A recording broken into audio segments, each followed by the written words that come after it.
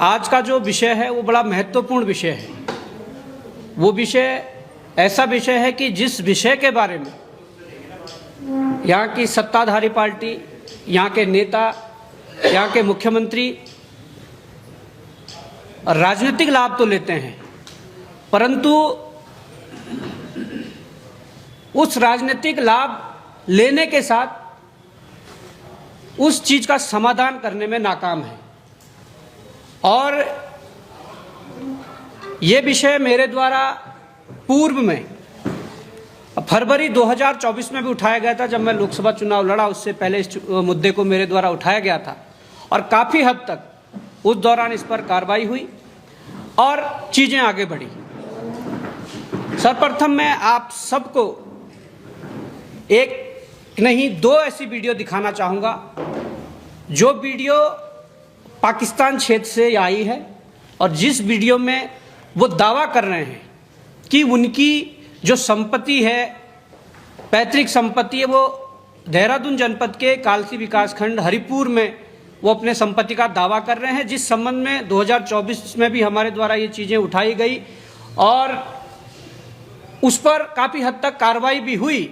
कार्रवाई क्यों रुकी, कौन उसके पीछे हैं, कौन इनके साथ हैं, ये जो सारी चीज़ें हैं ये इस प्रेस वार्ता में हम बताने वाले हैं। मैं चाहता हूं कि पत्रकार साथी पहले ये वीडियो देखें, बाद में व्यक्तिगत रूप से आप लोगों को ये वीडियो भी फॉरवर्ड कर दिए जाएंगे, जिसमें हमने इसका ट्रांसलेट भी किया है, भाषा वहीं की है।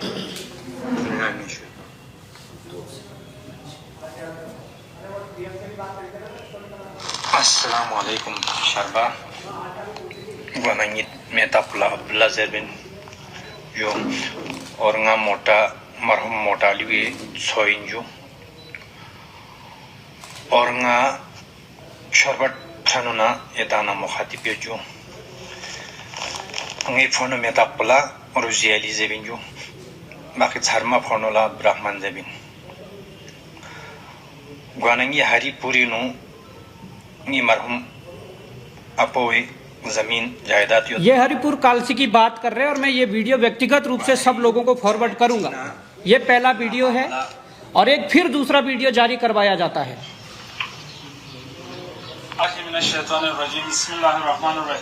आगा मुस्लिम करगिल साहिब याला नैरोलाना अच्छा पुरजोर अपीलियत दे वारिस बने तरफना वनाना बेहसियत अच्छा नीर वाइस फ्रनो से मुख्तालिफ यहाँ पर तरफना सांगा यदि यहाँ पर लेडी शब्द बहुत से याले इल्तिमास में गुजारिश में वाने यदि यहाँ पर सी मेरे से चस्पे पिदे वेडिंग किलो को ये दूसरा वीडियो है। ये भी मैं व्यक्तिगत रूप से आप सबको फॉरवर्ड कर दूंगा। पर अब इन वीडियो के पीछे क्या है और क्या बोला जा रहा है, थोड़ा बहुत मैं आप सबके सामने उसका जिक्र करना चाहता हूँ। जो मैंने पहला वीडियो दिखाया, उस वीडियो में कहा जा रहा है कि मैं अल्लाह के नाम से शुरू करता हूँ, अल्लाह रहमान और रहीम है, सलाम। मेरा नाम अब्दुल्ला है और मैं मोटा अली का पोता हूँ और मैं छोरबत फ्रानू पाकिस्तान वाला जो गांव है वहाँ से बोल रहा हूँ। मेरे भाई का नाम रोजी अली है और बड़े भाई का नाम अब्दुल रहमान है और हरिपुर में मेरे मरहूम दादा की प्रॉपर्टी है। हरिपुर मतलब जनजातीय क्षेत्र कालसी की बात हो रही है, जहाँ पर देहरादून जनपद का भी व्यक्ति जमीन नहीं ले सकता है। जो देहरादून जनपद का अगर कालसी और चकराता छोड़कर अन्य ब्लॉक का व्यक्ति है तो वो भी जमीन नहीं ले सकता है। वहाँ पर दावा किया जा रहा कि हरिपुर में मेरे मरहूम दादा की प्रॉपर्टी है।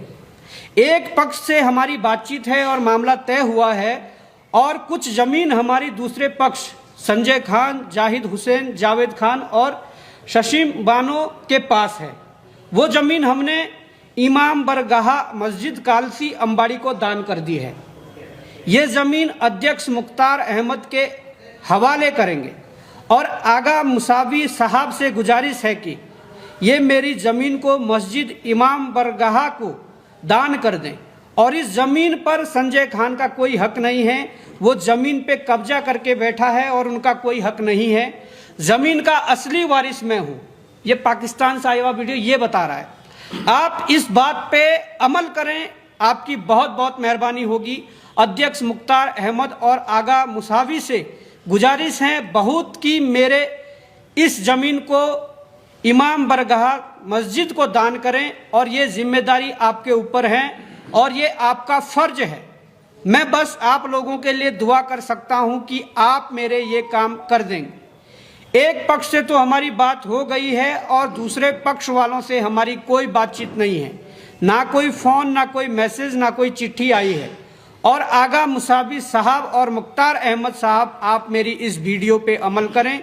बाकी जो दूसरे पक्ष वाले हैं उन्होंने आज तक मुझे कोई मैसेज भी नहीं किया है, वहाँ पर उनके बैठने का कोई हक नहीं है। असली जायदाद के वारिस और मालिक हम हैं। सलाम। ये पहले वीडियो का निष्कर्ष क्या जो इसका ट्रांसलेशन है। दूसरे वीडियो में जो है, दूसरी वीडियो थोड़ी छोटी है और जिसमें 3 लोग बैठ के बोल रहे हैं, वो भी कहते हैं कि मैं अल्लाह का नाम लेता हूँ, अल्लाह रहमान और रहीम है।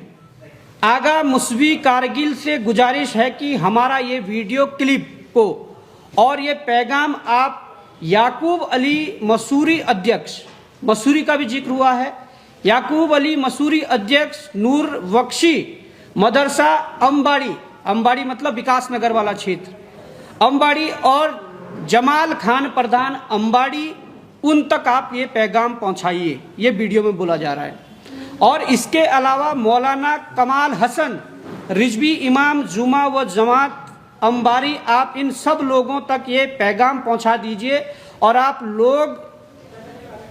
लोगों से जितना हो सके मिल बैठकर ये जो इनके वारिस हैं इन तक इनका हक पहुंचाइए। आपकी बहुत मेहरबानी होगी।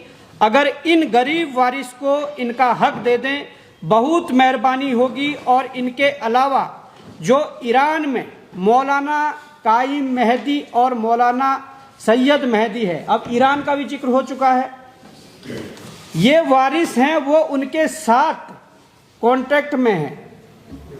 अगर आपको भी तसल्ली नहीं है तो आप उन दोनों ईरान वालों से कांटेक्ट कर सकते हैं, क्योंकि ये जो वारिस हैं वो उनके साथ राब्ता में हैं और हमेशा से रहे हैं। अगर यकीन नहीं होता तो आप उनसे राब्ता कर लें, ये पैगाम दे दें। सलाम। ये दूसरे वीडियो में बोला जा रहा है।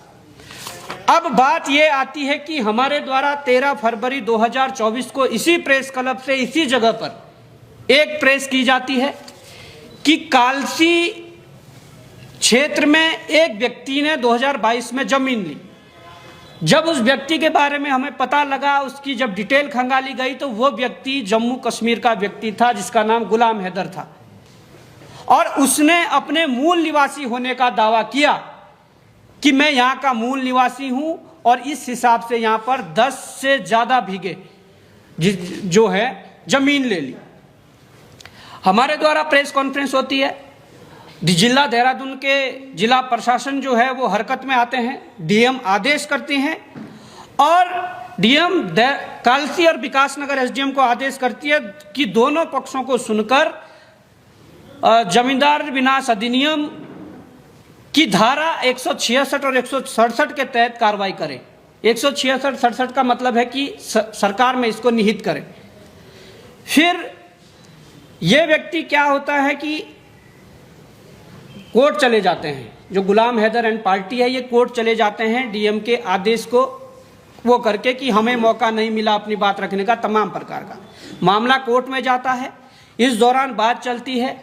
इस दौरान जिला शासकीय जो अधिवक्ता होता है सरकार का, डीजीसी, ये उनके माध्यम से भी इनसे लीगल राय लेते हैं और लीगल राय में उनसे पूछते हैं कि क्या है इस संबंध में। जो डीजीसी जो रिपोर्ट अपनी देता है,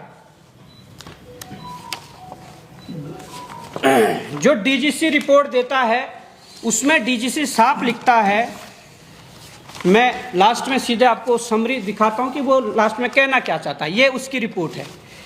डीजीसी कहता कि अतः मेरी विधिक राय में हाजिरा बानो के पक्ष में हुआ विक्रय, मतलब उसकी है गुलाम हैदर की जो माता है, के विक्रय पत्र में दिनांक 22/5/2007 तथा गुलाम हैदर के पक्ष में हुआ विक्रय पत्र दिनांक 16/3/22 धारा 144 जमींदार विनाश अधिनियम के उल्लंघन में अंकित व निष्पादित किए गए हैं।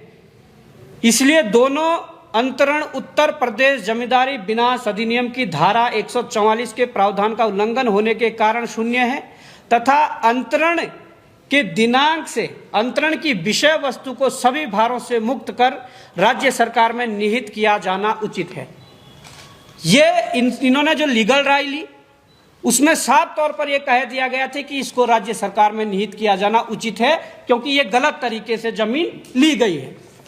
अब डीजीसी का ये मामला आता है और हाईकोर्ट में भी तब तक सुनवाई होती है और हाईकोर्ट फिर से जिलाधिकारी देहरादून को निर्देशित करता है। ये हाईकोर्ट का जजमेंट है, आदेश है एक तरीके से डीएम को, जिसमें हाईकोर्ट कहता है कि मोहम्मद अली बनाम उत्तराखंड राज्य में पारित आदेश दिनांक 22/4/24 में दिए गए निर्देश। Writ petition is dispose of with a duration to the district magistrate to himself take decision on the complaint made by Mr. Sanjay Khan after providing responsible opportunity of hearing। ये डीएम को आदेश कर देते हैं high court कि आप अपने स्तर पर इसको करिए, और ये आदेश होने के बाद डीएम इसमें लिखते हैं कि भाई इस चीज पर कार्रवाई हो, और जो अपने अधीनस्थ एसडीएम जो तमाम प्रकार के जो लोग हैं उनके लिए वो भेज देते हैं। डीएम अपने रिपोर्ट में पहले ये लिख चुके हैं जो मैंने आपको बताया कि धारा 166 और 67 के तहत कार्रवाई करके इस मामले को निपटाया जाए। अब क्या होता है कि जो डीएम लिखता है, जिस एसडीएम को लिखता है, भले ही एसडीएम उस दौरान कोई और थे, और अब जब इस पर कार्रवाई हुई, अब किसी दूसरे एसडीएम ने अपनी रिपोर्ट लगाई है। अब एक एसडीएम जो वर्तमान समय में कालसी में, वो अपनी रिपोर्ट लगाते हैं और उसमें कहा जाता है, डीएम पहले जो आदेश करते हैं वो कह रहे हैं कि भाई शिकायतकर्ता जो है उनका जो ये शिकायत है ये क्या कहते हैं कि इसमें ये मान्य है और इसको कार्रवाई होनी चाहिए। ये बलयुक्त एक शब्द का प्रयोग किया गया है। डीएम साहब कहते हैं कि ये बलयुक्त है और इस पर कार्रवाई होनी चाहिए। एसडीएम रिपोर्ट लगाते हैं। एसडीएम वर्तमान समय में अभी हाल ही में इसी महीने में एक रिपोर्ट लगाते हैं और उसमें कहा जाता है, ये एसडीएम की रिपोर्ट है और ये मैं दिनांक आपको बताऊं तो इसमें 21/11/2025 मतलब 21 नवंबर 2025 की है, और उसमें एसडीएम आदेश करते हैं, उपरोक्त विवेचना के आधार पर श्री संजय खान पुत्र स्वर्गीय मोहम्मद हुसैन निवासी ब्यास नहरी तहसील कालसी जिला देहरादून द्वारा पक्षकार बनाए जाने संबंधी प्रार्थना पत्र दिनांक 9/10/2024 वलयुक्त न होने के कारण निरस्त किया जाता है। पहले डीएम लिखती है कि इसलिए कार्रवाई करनी है कि इनका जो आधार है बलयुक्त है। एसडीएम अब उसको चेंज कर रहा है कि बलयुक्त नहीं है। आप ये समझिए कि क्या ऐसे लोगों के बचाव के लिए इस सिस्टम में बैठे हुए प्रशासनिक अधिकारी जिम्मेदार है या नहीं है? क्या ऐसे प्रशासनिक अधिकारी किसी नेता के दबाव में ये काम कर रहे हैं, या ऐसे प्रशासनिक अधिकारी मोटी रिश्वत लेके इन कार्यों को कर रहे हैं? ये बड़ा सवाल है, क्योंकि ये वो व्यक्ति हैं, मैंने जैसे कहा कि पूर्व में मैंने कहा था, ये वो व्यक्ति हैं, गुलाम हैदर जो व्यक्ति हैं वो यहाँ का मूल निवासी क्यों नहीं है? इस बारे में पूरे प्रदेशवासियों को, पूरी सरकार को, पूरे सिस्टम को जानना पड़ेगा। गुलाम हैदर यहाँ का नहीं है, इसके तमाम प्रकार के एविडेंस हमने तब भी दिए थे।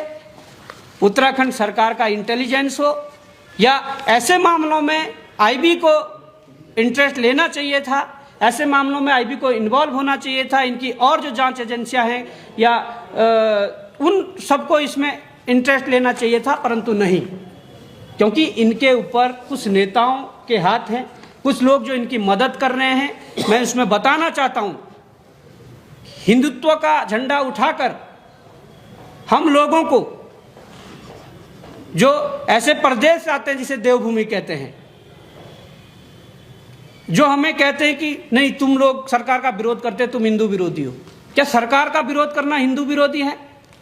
इस मसले में अधिकारियों को फोन कॉल करके, अधिकारियों को धमका करके इस मामले में कार्रवाई ना हो, इसलिए अवरोध बना एक आरएसएस का प्रमुख व्यक्ति जो पछुआ दून का एक पदाधिकारी है आरएसएस का, वो भी इन्वॉल्वमेंट है। और गुलाम हैदर के बारे में मैं बात कर रहा था, ये आरटीआई से लिया गया दस्तावेज है, ये जम्मू कश्मीर से लिया गया दस्तावेज है, जिस दस्तावेज में ये साफ तौर पर लिखा गया है कि ये जो गुलाम हैदर नाम का व्यक्ति है, ये वहाँ जम्मू कश्मीर के एक गांव पड़ता है, जहां पर इसमें दर्शाया गया कि तहसील लेह द्वारा जारी जो प्रमाण पत्र हैं, ये मैं आपको बताता हूं। जैसे हमारा एसटी एससी ओबीसी का सर्टिफिकेट बनता है, सेम सर्टिफिकेट ये वहां से आरटीआई से मांगा गया दस्तावेज है, और इसमें साफ तौर पर तहसीलदार द्वारा ये जारी किया गया है। और इसमें बताया गया है कि प्रमाण पत्र संख्या 4877/ST लेह 92 दिनांक 17/3/1992 के अनुसार थांग फुरतुक निवासी के रूप में बाल्टी अनुसूचित जनजाति का सदस्य घोषित किया गया है। किसको? गुलाम हैदर को। अब बात यह आती है कि जब गुलाम हैदर जम्मू कश्मीर के एक बॉर्डर का इलाका, जो बिल्कुल बॉर्डर से सटा हुआ गांव है, पीओके जिसको हम कहेंगे, वहां का व्यक्ति, मूल निवासी वहां का, इस कागज के अनुसार जो तहसील से वहां से जारी हुआ है, इसके बाद इस कागज के अनुसार जो आरटीआई दूसरी जम्मू कश्मीर से ली गई वहां के पुलिस डिपार्टमेंट से, ये वहां का पुलिस डिपार्टमेंट है, हमने वहां से इसलिए ये आरटीआई ली क्योंकि गुलाम हैदर जो ये व्यक्ति है, ये sub inspector Jammu Kashmir police में रह चुका है। अब बात यह आती है कि जब गुलाम हैदर जम्मू कश्मीर पुलिस में सब इंस्पेक्टर रह चुका है, क्या उत्तराखंड का मूल निवासी जम्मू कश्मीर पुलिस में भर्ती हो सकता है? यह सवाल है। जब उत्तराखंड का व्यक्ति जम्मू कश्मीर पुलिस में भर्ती नहीं हो सकता है, किस आधार पर उसने ये दावा किया कि मैं उत्तराखंड का मूल निवासी हूं और हरिपुर कालसी में 10 बीघा से अधिक की जमीन प्रॉपर्टी में खरीद रहा हूं, और खरीदी है, जिसको हरी झंडी देने के लिए यहाँ का प्रशासन, यहाँ की सरकारें लगी हुई है।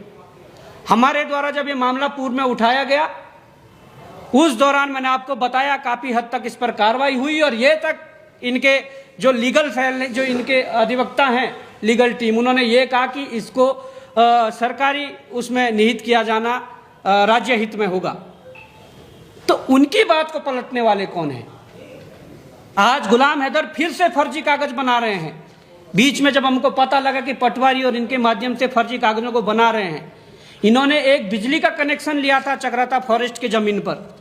जब इसकी शिकायतें हुई तो चक्राता जो फॉरेस्ट है, जो ऊर्जा विभाग है, उन्होंने उस कनेक्शन को काटा। उस आधार पर इस प्रकार की चीजें हो रही है। आजकल इस प्रकार के लगातार मामले आ रहे हैं। एक शिक्षक जो बिजनौर का था और यहाँ पर गेस्ट टीचर के रूप में कार्यरत था, और उसका 5 साल में कैसे यहाँ का स्थायी निवास बन गया? या गुलाम हैदर भी तो बना सकता है। अब बात सिर्फ यह है कि गुलाम हैदर तक बात सीमित नहीं रह गई है। गुलाम हैदर ने 2 वीडियो उधर से जारी करवाए हैं, पीओके से और पाकिस्तान से।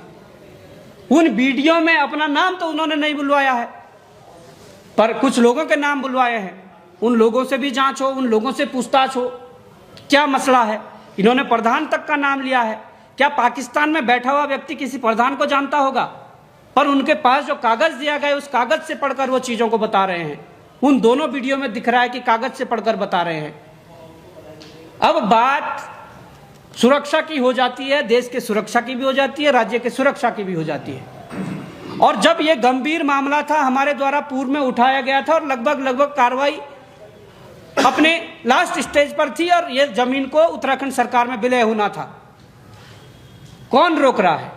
और इतना ही नहीं, मैं ये भी बताना चाहता हूं, इतना ही नहीं, जो मैंने बताया वो इसमें भी लिखा हुआ है कि जो अधिकारी गुलाम हैदर था, अधिकारी का मतलब सब इंस्पेक्टर, संख्या 304/NGO EXK 104050 को डीआईजी कश्मीर कार्यालय आदेश संख्या 16/1990 दिनांक 14/11/1990 द्वारा 17/11/1990 को जम्मू कश्मीर पुलिस में उप निरीक्षक के रूप में नियुक्त किया गया था। ये इस आरटीआई में है, जो आप लोगों को उपलब्ध करवा दी जाएगी।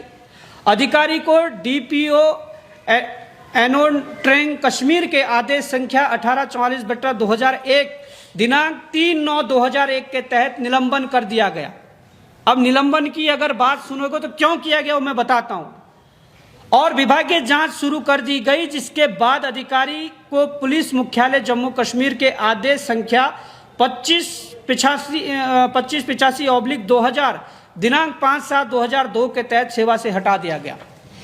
वहां एक आतंकवादी घटना होती है, आतंकवादी गतिविधि होती है, और उस आतंकवादी घटना में गुलाम हैदर पर आरोप लगते हैं और गुलाम हैदर की संलिप्तता पर शक होता है और उसको हटा दिया जाता है।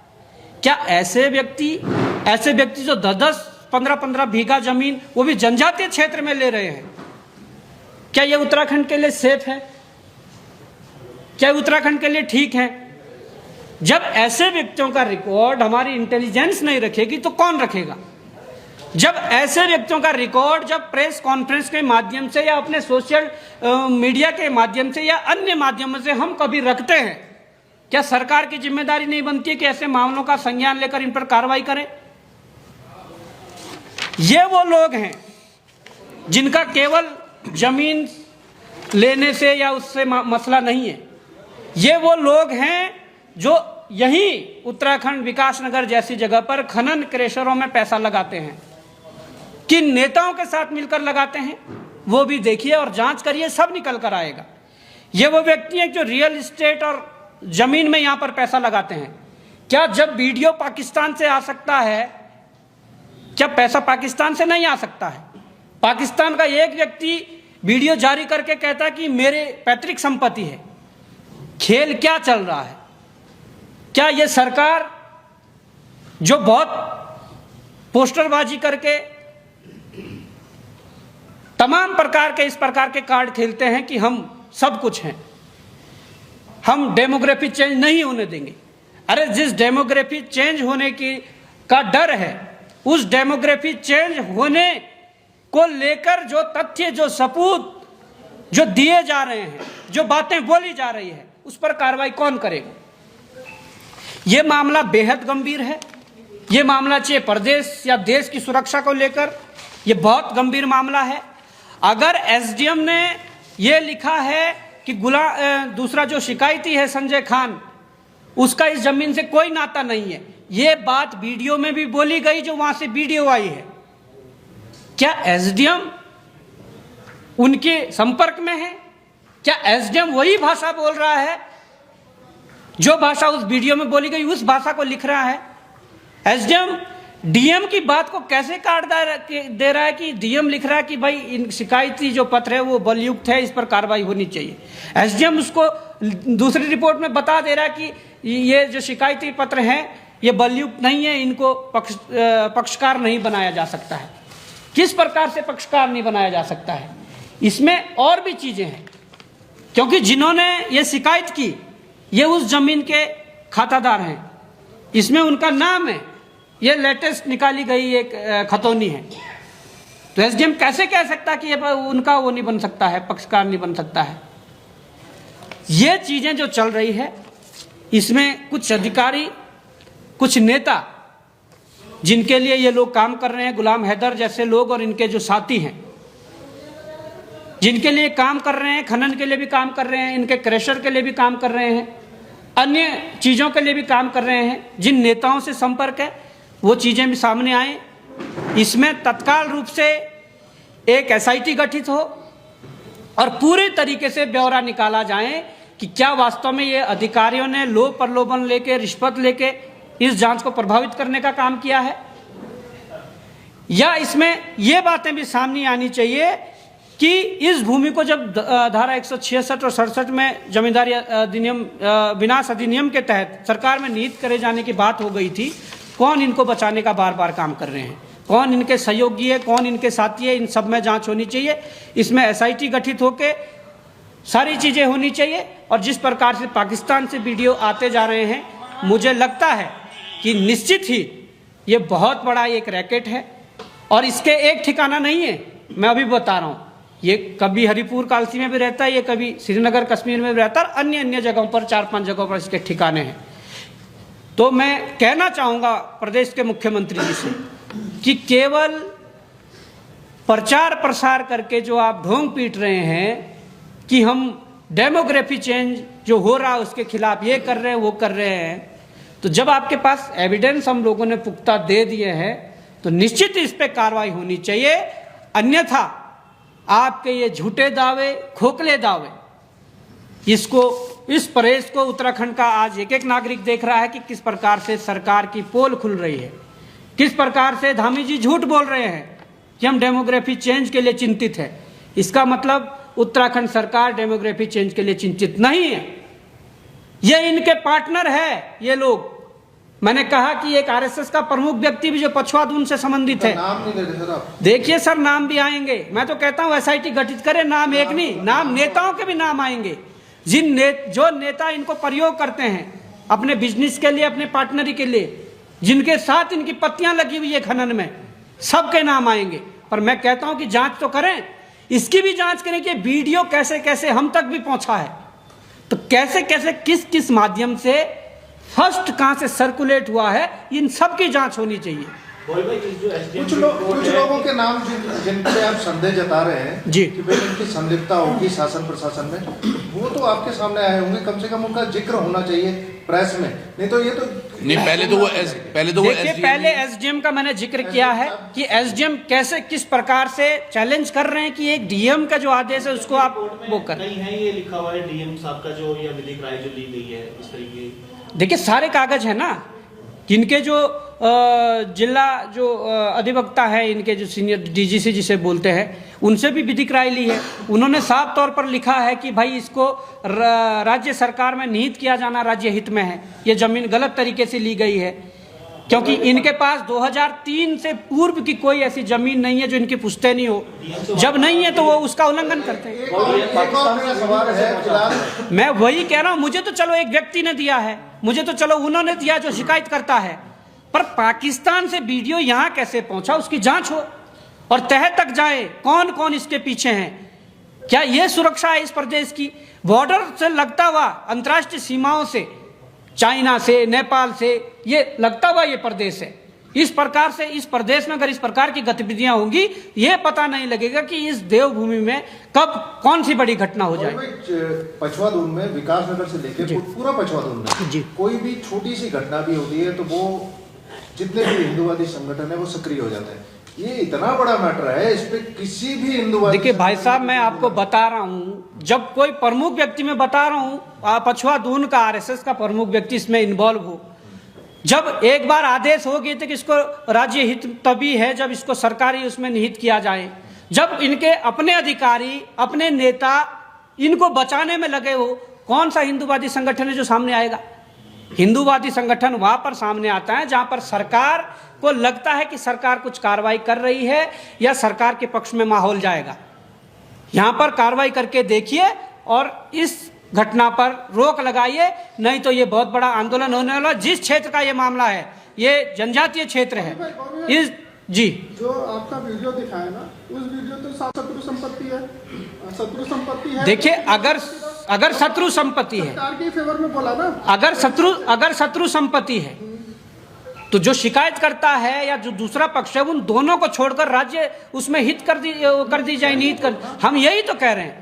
हमने जब फरवरी 2024 में ये बात रखी तो काफी हद तक जहां तक कार्रवाई हुई, वहां से कार्रवाई को वापस लौट के पीछे ले आए।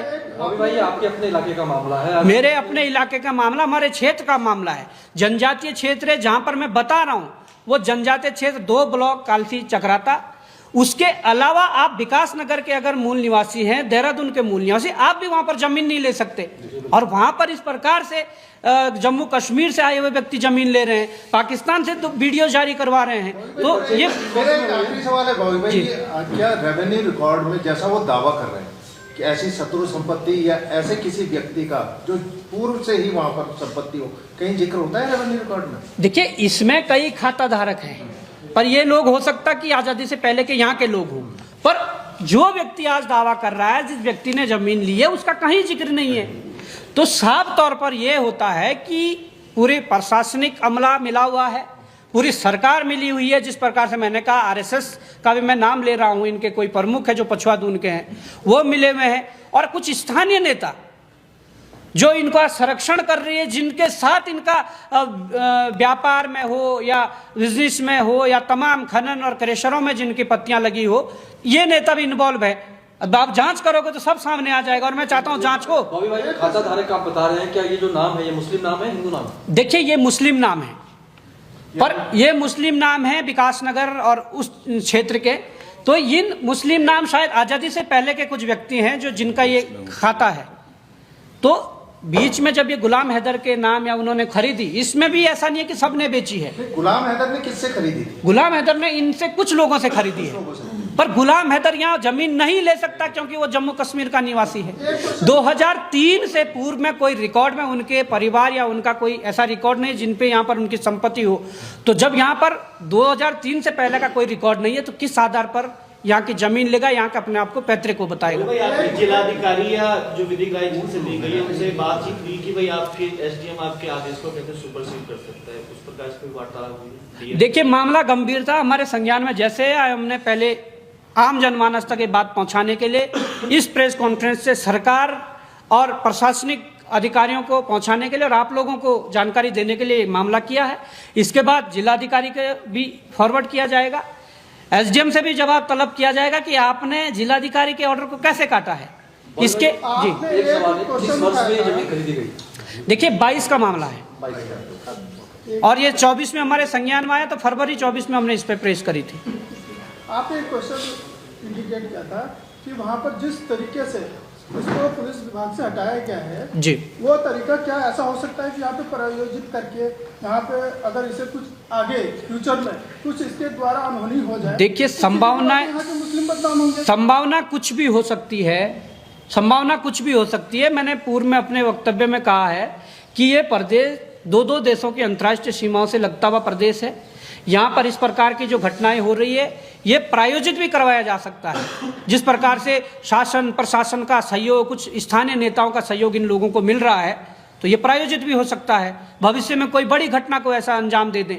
पर मैं जब कह रहा हूं, जब ये सरकारी डॉक्यूमेंट में आ चुका है वहाँ के पुलिस मुख्यालय से, जिसमें कहा जा रहा कि इस व्यक्ति को, ये सब इंस्पेक्टर थे, उसके बाद एक घटना होती है, उस घटना में ये इनका संलिप्तता होने का वो पाया जाता है।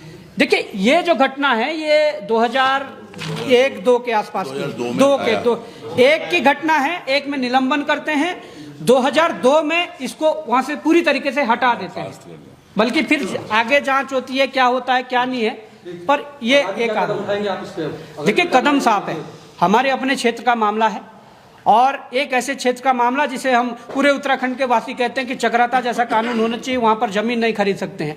अरे जमीन नहीं खरीद सकते, वहां तो इन्होंने इस प्रकार के बाहर के लोग खरीद रहे हैं। तो ये ऐसा मामला है, इसको लेकर स्थानीय जो लोग हैं उनमें काफी आक्रोश है, पूरे क्षेत्र में आक्रोश है।